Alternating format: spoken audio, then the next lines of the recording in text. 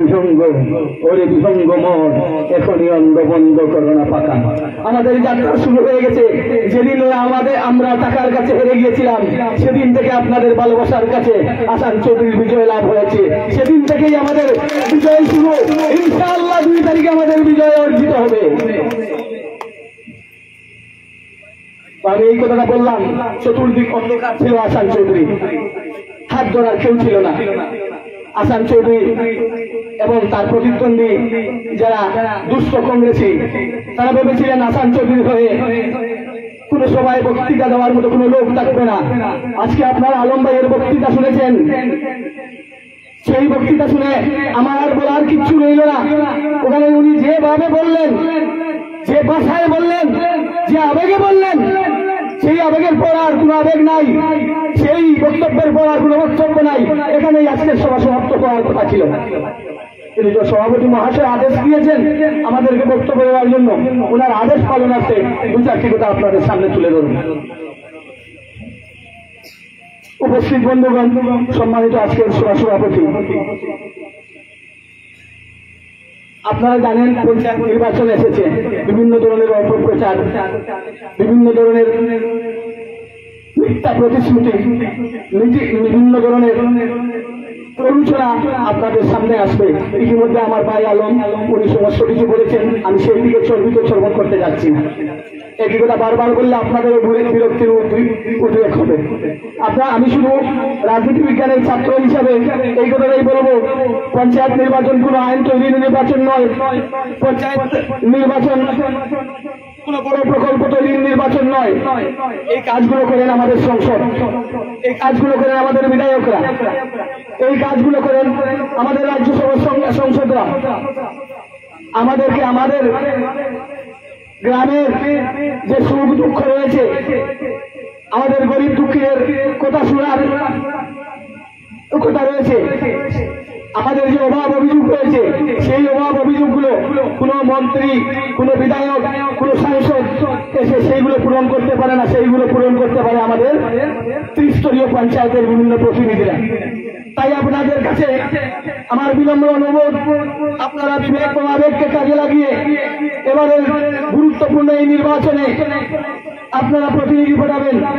যদি সঠিক প্রতিনিধি নির্বাচন করতে না পারেন, তাহলে আপনারা আগামী 5 বছর আবার ক্রন্দন করবেন, আবার পস্তাবেন। তার জন্য আপনাকে কেউ এসে আপনার চোখের পানি মুছিয়ে দেবে না। উপস্থিত সুধীবৃন্দ, আপনারা জানেন আমি বারবার প্রত্যেকটি সময় বলে থাকি, এবারের ভোট নেতা বনাম সাধারণ জনগণের ভোট, সাধারণ মেহনতি মানুষের ভোট। একদিকে সাধারণ মেহনতি মানুষ আর অন্যদিকে নেতাবৃন্দ। কেন এই কথাটা বললাম? আপনারা লক্ষ্মীবাজারের সবাই দেখেছেন, আপনারা বিভিন্ন সময় দেখবেন। আজকাল আমাদের আমিনা বেগমের প্রতিদ্বন্দ্বী কংগ্রেস প্রার্থী নীলুবার ইয়াসমিনের প্রতিনিধি বদরুল হকের যে জনসভা হয়, সেই জনসভায় আপনারা দেখবেন তাদেরকে বিভিন্ন দলের জনপ্রত্যাখ্যিত জনগণ যাদেরকে ছুঁড়ে মেরে দিয়েছে, সেই ইউডিএফ এর নেতাদেরকে, এজিপির নেতাদেরকে, বিজেপির নেতাদেরকে, যাদের আজকে জনগণের সাথে কোনো সম্পৃক্ততা নেই, যাদের আজকে রাজনীতি করার কোনো জায়গা নেই, দীর্ঘদিন থেকে জনগণকে মিথ্যা টুপি পরিয়ে আসছেন। গত এমপি ভোটে তাদেরকে জনগণ প্রত্যাখ্যান করেছে। এবার বদরুল হকের টাকার কাছে পুনরা বিবেক বিক্রি করে বদরুল হকের দায় এসে বসে আছেন। আপনারা দেখেছেন রানু খানকে, যিনি প্রাক্তন বিধায়ক ছিলেন, সেই রানু খান এবার বদরুল হকের দায় এসে বসছেন। তিনি আগে বিজেপি করেছেন, এজিপি করেছেন, মিত্রদল করেছেন। তিনি গত সংসদ নির্বাচনে আপনারা সবাই মনের আবেগ দিয়ে অত্র এলাকার সুসন্তান হাফিজ রশিদ চৌধুরীকে ভোট দিয়েছিলেন। কেননা তিনি একজন যোগ্য, প্রাজ্ঞ, বিজ্ঞ এবং আইনজ্ঞ ব্যক্তি। আপনারা চেয়েছিলেন হাফিজ চৌধুরীর মতো ব্যক্তিত্ব যদি সংসদে যান, তাহলে বিজেপির সঙ্গে একা লড়াই করতে পারবেন। কিন্তু সেই রানু খান, সেই ইউডিএফ এর দলাল, তারা মানুষদেরকে ভুল বুঝিয়েছিল। তাদের ভুল বোঝানোর কারণে আপনারা প্ররোচিত হয়েছিলেন। আপনাদের করে নিয়ে গিয়েছিল। বন্ধুগণ, আজকে সেই প্রতিশোধের সময় এসেছে। আপনি আজকে সেই রানুগানকে, সেই ইউটিউবের দালাল যারা আজকে কংগ্রেসের মঞ্চে বসে লম্বা লম্বা বক্তব্য দিচ্ছেন, তাদেরকে জবাব দেওয়ার সময় এসে গেছে। আপনাদের পাশে আছে আসান চৌধুরী, সেই আসান চৌধুরীর হয়ে তাদের বিরুদ্ধে ভোট দিয়ে তাদের সেই সংসদ ভোটের প্রতিশোধ নেবেন। বন্ধুগণ, আমি প্রায় বলে থাকি, প্রত্যেকটি সভায় বলি যে এবারের ভোট নেতা বনাম জনসাধারণের ভোট। কেন এই কথা বলে থাকি? আজকে তার প্রমাণ আমি দেব। আমি মিথ্যা কথা বলবো না। আমরা ছাত্রদেরকে পড়াই, আমরা মিথ্যার ফুলঝুরি কাউকে কেউ ছিটাই না। আমি কোন রাজনৈতিক দলের ন্যূনতম সদস্য পদ নেই, ভবিষ্যতে রাজনীতি করার কোন ইচ্ছা নেই। আমি আপনাদের সামনে একটা প্রমাণ তুলে ধরছি। গতদিন বদরুল হক সাহেব সাংবাদিক সম্মেলন করে তিনি কি বলেছেন আপনাদেরকে সেটা আমি দেখাতে চাই। এটা ডাউনলোড করা নয় ফেসবুকের। উনি কে ভাই? সভাপতি মহাশয়, উনি ভদ্রলোক। আপনারা সবাই দেখে নিন। উনি হচ্ছেন ভদ্রলোক। কত দাম্ভিক সুরে, কত অহংকারের সুরে তিনি কথা বলছেন। আমি একটু সময় নষ্ট করে মাইকে ওনার সেই সাংবাদিক সম্মেলনের বক্তব্যটা আপনাদেরকে শোনাবো।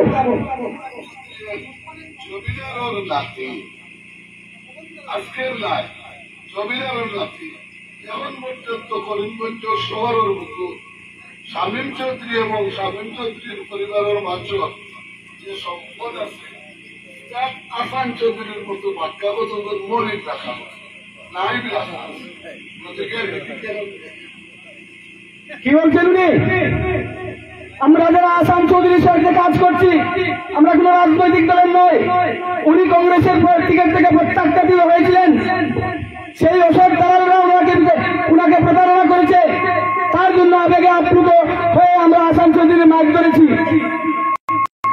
সেই আসান চৌধুরীর মাইক ধরার কারণে আজকে সেই বদরুল হক শামীম চৌধুরীকে নিয়ে দম্বের সহিত, অহংকারের সহিত আমাদেরকে রাইয়ত বলছেন, আমাদেরকে শামীম চৌধুরীর ঘরের কামলা বলছেন। বদরুল হক সাহেব, আজকের পানিঘাটের সভা থেকে আমি আপনাকে বলছি, আমরা আজকের যুগ কোন জমিদারের যুগ নয়, আমরাও কোন জমিদারের প্রজা নয়।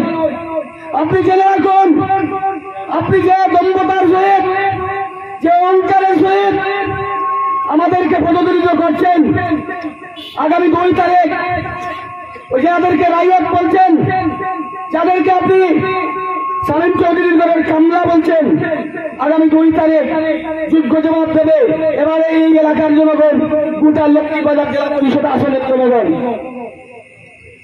এই বদরুল হক কত নিচ মানসিকতার লোক। দীর্ঘ 28 বছর থেকে বাজারঘাট সমবায় সমিতির চেয়ারম্যান হিসেবে আছেন, লুটে পুটে খাচ্ছেন। এই সাংবাদিক সম্মেলনের বলছেন তিনি দীর্ঘ 28 বছর থেকে এখানে আছেন। একজন মানুষ দীর্ঘ 28 বছর থেকে থাকতে, এই ভদ্রলোকের মতো ব্যক্তি সমবায় সমিতিতে যদি দীর্ঘ 28 বছর থাকেন, কত কলা কৌশল করে তিনি এখানে আছেন। তিনি মানুষের রক্ত চুষে খাচ্ছেন। মানুষের সরকার প্রদত্ত চাউল, সেইগুলো তিনি কিভাবে এখানে বন্টন করছেন আপনারা গিয়ে খবর নেবেন, আমি বলবো না। আপনারা বাসবাড়িতে যাবেন, ব্রাহ্মণ শাসনে যাবেন, গণসামর্থকে যাবেন, সেখানে গিয়ে মানুষকে জিজ্ঞেস করবেন সমবায় সমিতির চাউল কিভাবে আপনারা পান। তখন যে বুঝতে পারবেন ভদ্রলোকের সম্পত্তির উৎস কোথায়। সেই ভদ্রলোককে গত 2 বার জনগণের সাথে কি কাজ করেছেন আপনারা গিয়ে উনার এলাকার লোকদেরকে বলবেন, তখনই জানতে পারবেন উনার টাকার সম্পত্তি এবং পাহাড় কোথায়। যদি অবৈধ পন্থায় হিসাব বহির্ভূত টাকা রোজগার না করতেন, তাহলে কংগ্রেসের টিকিট 20 লক্ষ টাকা দিয়ে কিনতেন না। যে লোক টাকা দিয়ে টিকিট কিনে, সেই লোক টাকা দিয়ে বুটও কিনবে, সেই লোক কিন্তু আপনার কোনো কাজে আসবে না।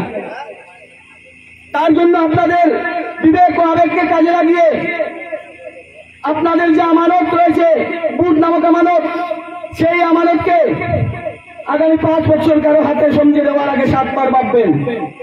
আসান চৌধুরী এমনই লোক, এর আগে এখানে প্রত্যেক বক্তাই বলেছেন, আপনার এলাকার ছেলে আলম ভাই অত্যন্ত প্রাঞ্জল ভাষায় বলেছেন উনি একজন সংগ্রামী নেতা। উনি কোনো জমিদার ঘরের ছেলে নয়, উনি হচ্ছেন সাধারণ এক পাঠশালার অবসরপ্রাপ্ত পাঠশালা শিক্ষকের ছেলে। উনি আমাদের মতো সাধারণ, উনার গায়ে গানের গন্ধ রয়েছে, উনার বলার গাড়ি নেই, উনি বড় বড় লোকের সাথে ব্যবসা করেন না।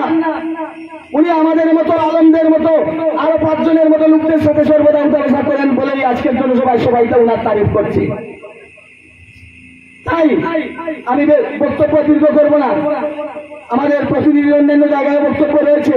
আমি শুধু বলে গেলাম বদরুল হক চৌধুরী, রানু খানের কথা, ইউনিয়নের দলালদের কথা, গত এমপি উঠে কিভাবে ওনারা হাফিজ রশিদ চৌধুরীকে হারিয়েছেন।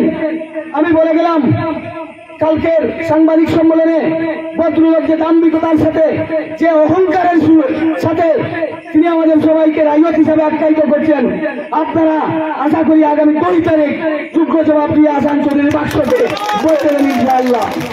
এই বলে আমি আর বক্তব্যকালে শেষ করছি। ধন্যবাদ।